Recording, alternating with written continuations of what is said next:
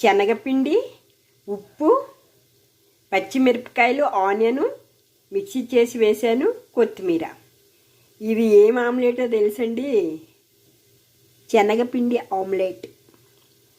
మనకి ఏమీ కర్రీ లేనప్పుడు ఒత్తి రసమే చేసుకున్నాం, పక్కలోకి ఏమీ నంచుకోవటానికి లేదు అని అనుకునేటప్పుడు ఇది టక్కని చిటికీలో చేసేయచ్చు. ఇలా రైస్ అన్నమాట.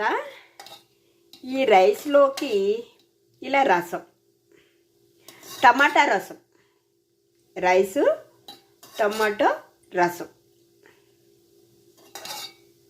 ఇలా వేసుకునేటప్పుడు మనకి పక్కలో ఏమైనా నంచుకోవడానికి కావాలి కదండి. ఓకే, ఈ శనగపిండి, కొత్తిమీర, ఆనియన్ ఆమ్లెట్ అది. ఈ ఆమ్లెట్ పక్కలో నంచుకోవడానికి చాలా బాగుంటుంది.